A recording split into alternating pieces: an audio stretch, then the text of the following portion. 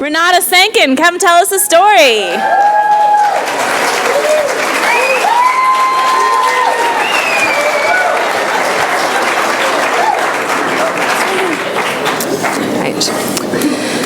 Did you guys know that Rob Lowe is illiterate? It's true, he can't read. And you might be thinking, that can't be true. He's a famous actor, he must read scripts, he's written books. And first of all, I think it's very naive of you to think that celebrities would write their own books at all. Second of all, there's a lot of people who work on TV shows and movies. Surely, even if Rob Lowe can't read the scripts himself, there's people who help him with it. I'm not saying he doesn't do his own acting. He does. But he cannot read, and here's how I know. When I was in college, I studied abroad in London, and my good friend Steve came to visit me.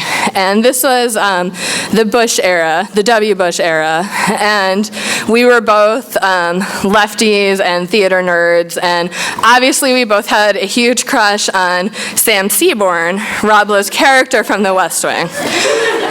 So when my friend Steve came to visit me, what we did was every night we went out to see a different play or musical, but the one we were most excited about seeing was A Few Good Men, the play, starring Rob Lowe as whatever the lead character in A Few Good Men is named.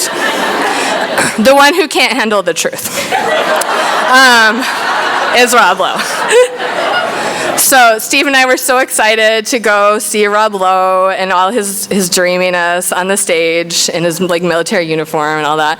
And we saw the play. I don't remember if it was good or not. It probably was. But afterward, what I remember is we went out to the stage door, and we had a giant digital cameras because it was the W. Bush era, and that's where technology was at. So we had that, and we wanted to get his autograph, and so we waited out there, and he came out and he was signing stuff for people, and it seemed like he was being really nice. And Steve and I were both timid, and so people kept shoving past us to get to Rob Lowe.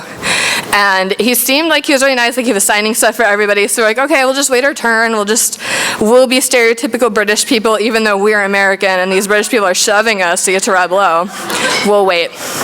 So we waited, he signed, he took pictures with everybody. Finally, me and Steve are the last two left, and we step up to meet Rob Lowe, and he looks at us and leaves. There's a car waiting, and he looks at us and he just gets in the car and leaves. And we're like, well, oh no, that's terrible. And so, that's all you can say when you're so coldly dissed by Rob Lowe. So instantly, our longtime crush on Rob Lowe was over because we'd been so slighted by him. And so we decided that we needed to get a revenge. And, we didn't have any nude photos or anything like that to leak. So we decided that our best possible revenge would be to start a rumor that Rob Lowe is illiterate. And see how far it would go. And it turns out that people are very willing to believe this about Rob Lowe. I tell this at parties all the time, and people are just like, I didn't know that. I've never been questioned. And also, shortly after that, for my birthday, Steve bought me a really thoughtful, sweet gift that keeps on giving. He bought me the domain name RobLoweCantRead.com.